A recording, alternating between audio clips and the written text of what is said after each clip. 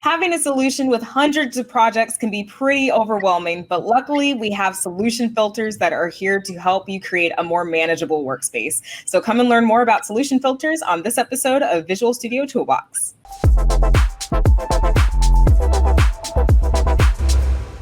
Hello, everyone, and welcome to another episode of Visual Studio Toolbox. I'm your host, Leslie Richardson, and today we're going to be talking about solution filters. So joining me to do that is Kira Weiss, who is a program manager on the VS Core team. Welcome, Kira. Thanks, Leslie. Happy to be here. Awesome. So for the uninitiated, can you tell us what solution filters are and why we should care? Yes. So solution filters are a tool that's targeted towards users who work in large solutions. And basically it lets you open a subset of projects. So instead of having to open all of the projects in your solution, each time you load Visual Studio, you can be selective about the projects that you want to load. And solution filters have a lot of great features. You can open them from the command line, from within Visual Studio. You can easily edit the filter once you've created it and save it. So you can have various subsets of code that you want to work on. And then there's a bunch of different ways that people use solution filters. But the big picture is that it basically allows you to open fewer projects than you have to, because most developers don't need to load the entire solution if they're only working in a smaller subset. Awesome. So this is probably really good if you have a large project with countless files, right? That I'm sure typically take a long time to open, right? Definitely. Yeah. And there's definitely, so the point, I guess, or the main goal of solution filters is to allow you to work in a more manageable workspace.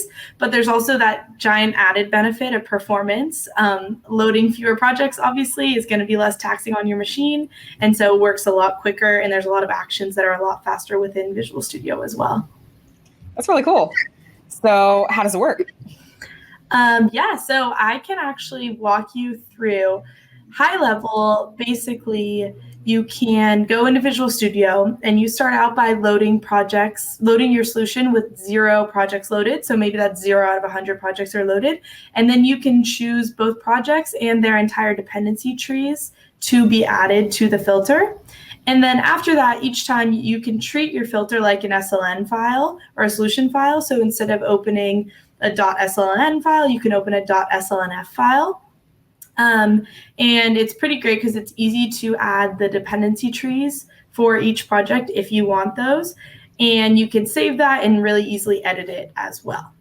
But let me show you in Visual Studio. That will be a little bit easier. I'm going to share my screen now. Let's see. Okay, can you see that? Yep. Awesome.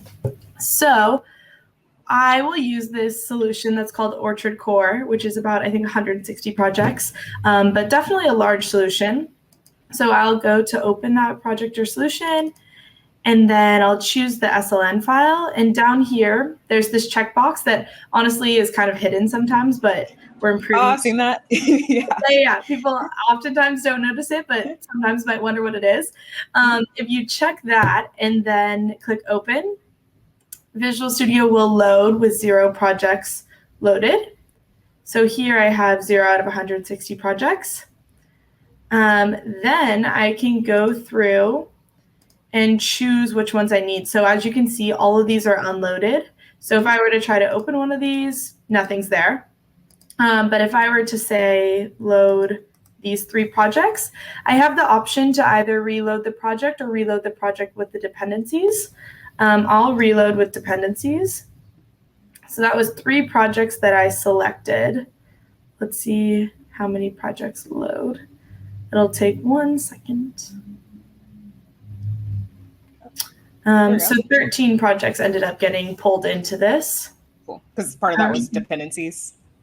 Yeah. So 10 of those were dependencies of some sort.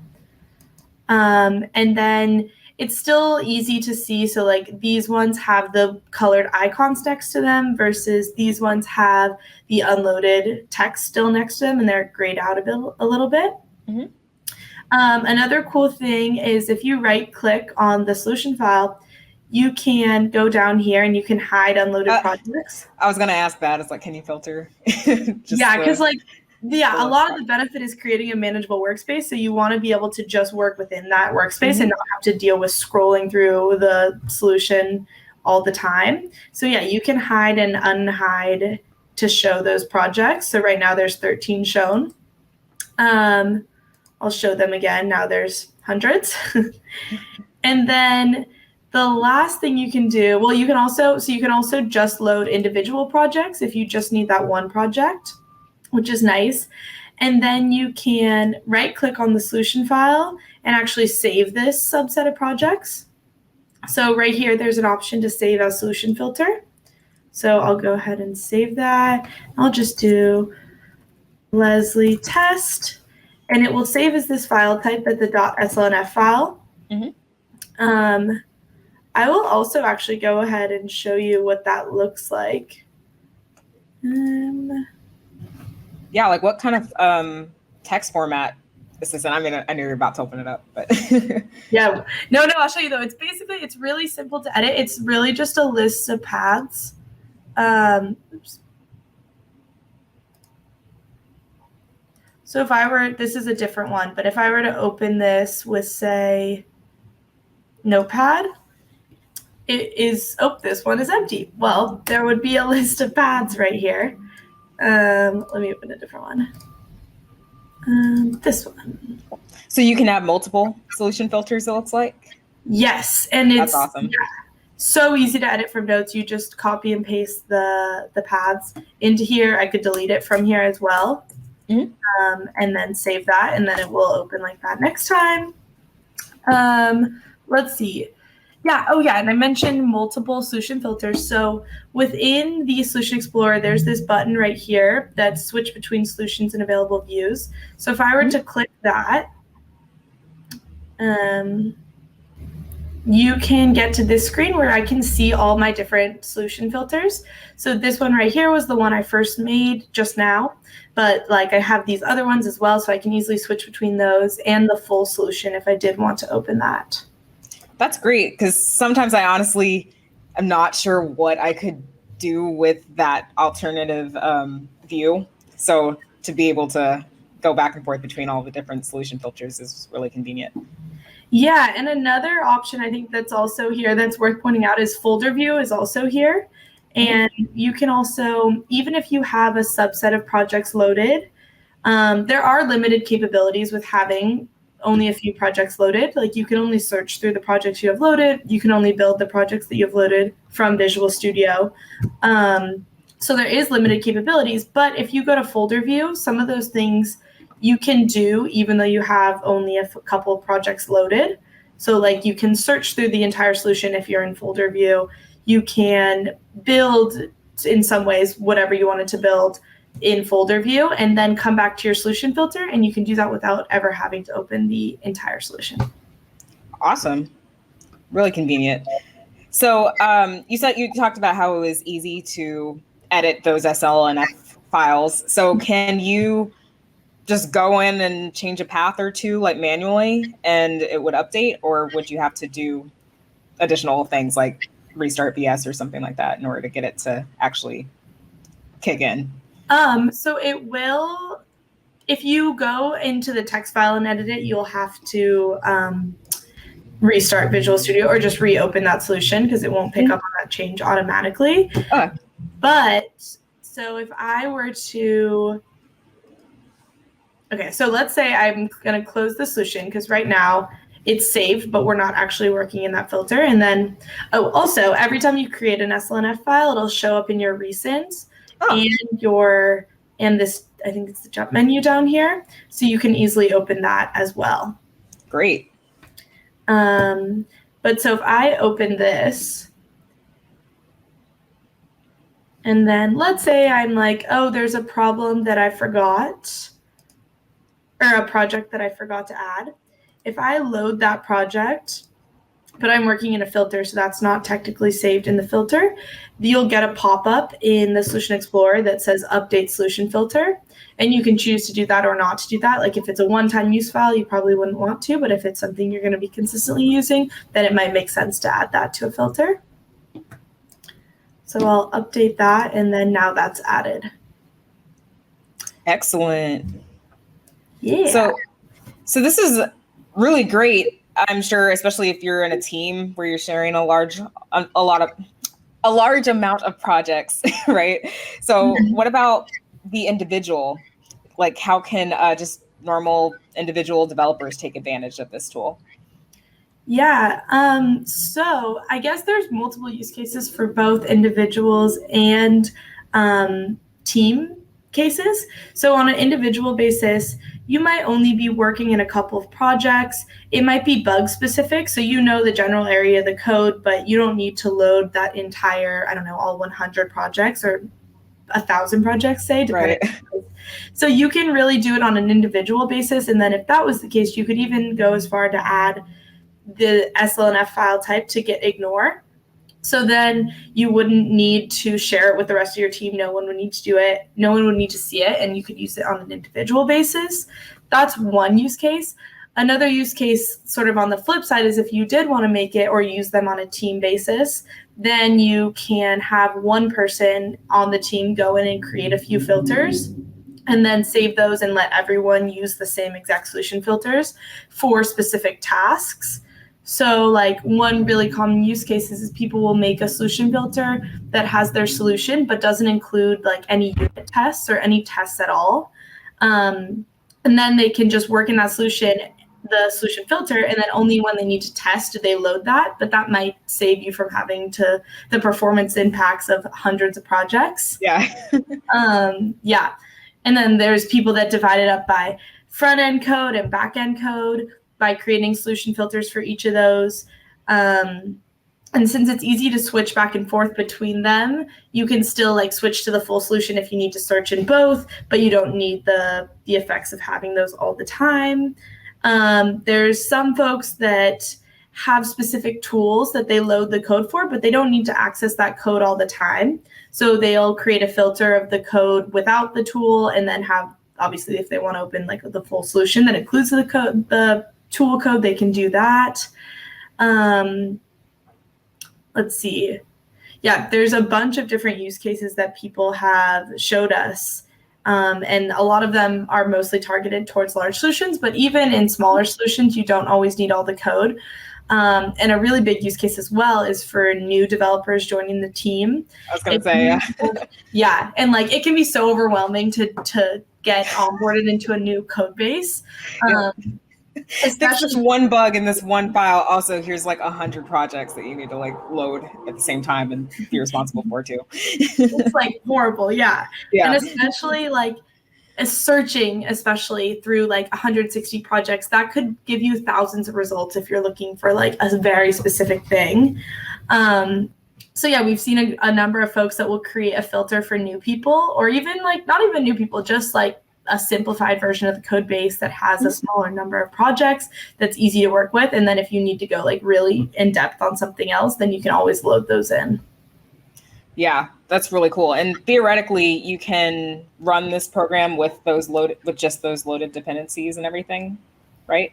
Yeah, definitely. And yeah, you can always build the projects that you have loaded.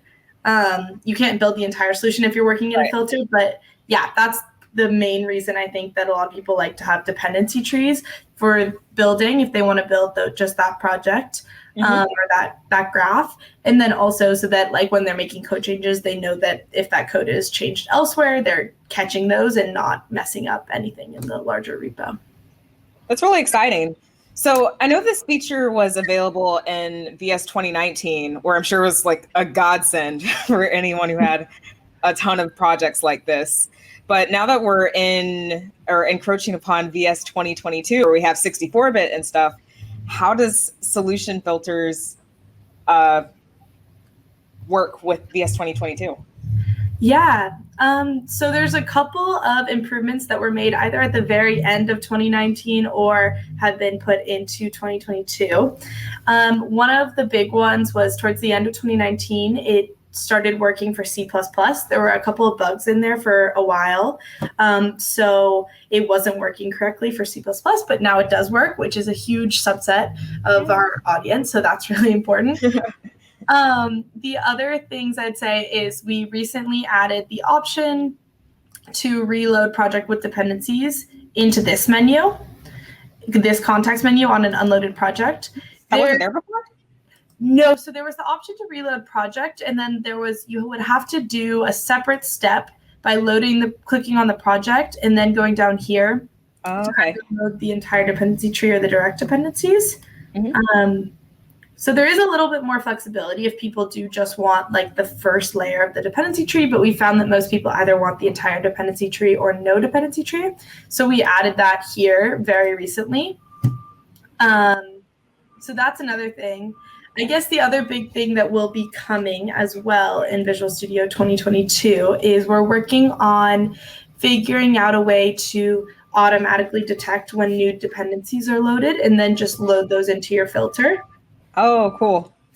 Yeah, so that's going to be an exciting one because that can be a little bit of annoyance sometimes if people have filters that or dependency trees that are rapidly changing. Right. So that's something that's coming. And then the final thing with VS 2022, I think, is like as developers are working on code bases for longer and longer, I feel like code bases are only getting bigger and bigger. And it's in a lot of scenarios, it's making less and less sense to have everything loaded all the time because that's just such a performance hit on your computer and on like every action that you're taking within Visual Studio.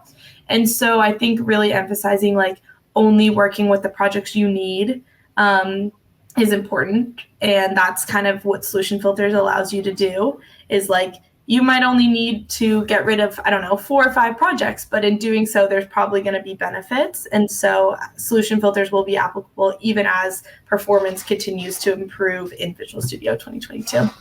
That's so exciting. And yeah, just making performance even better than it already is going to be for VS 2022 with Solution Filters is really exciting to see the tag team. Yes, I fully agree. And there's like, I feel bad sometimes for people with giant repos. And I'm like, okay, you got to try this because it really does make like such a huge difference in speed and performance and everything. Yeah, like I'm sure when you said C++, it is now compatible for C++ users. I just thought of like game developers, especially. Like I'm sure this is like a blessing. Yeah.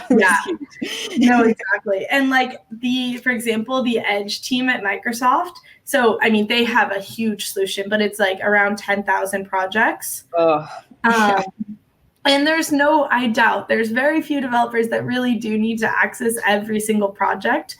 There's definitely scenarios, but for the most part, they don't. And so we've worked with the Edge team to get Solution Filters working for their repo. And for a lot of them, there's huge performance improvements. And they used to, and like such lower crash rates, and just like a much snappier version of Visual Studio. That in conjunction with VS 2022 as well. Good stuff. Yeah. So this is really exciting. And it's cool to see that it's going to be improved even more than it already has been for VS 2022. So where can people go to learn more and get started with Solution Filters? Well, you can go to the documentation on Solution Filters.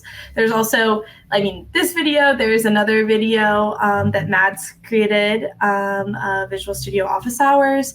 And then also, if people have any feedback, thoughts, ideas around Solution Filters, feel free to either email me or tweet me. My Twitter handle is I think it's on my name tag. There it is. Cool. But we definitely want to hear feedback and really understand how folks are using Solution Filters. And we're really focused on it. So any feedback people have, feel free to let us know. And then, the documentation, there's a blog post, and then any videos are all great resources to learn how to use them. Exciting stuff. So we'll place all those resources in the show notes, definitely. Yes. But aside from that, thank you so much, Kira, for sharing this. This is so exciting. And people you can use this now. It's available in VS 2019 and in VS 2022. So thanks for having me, Leslie. And I really hope people use it and then send their feedback so that we can work that into the next versions. Absolutely. So until next time, happy coding.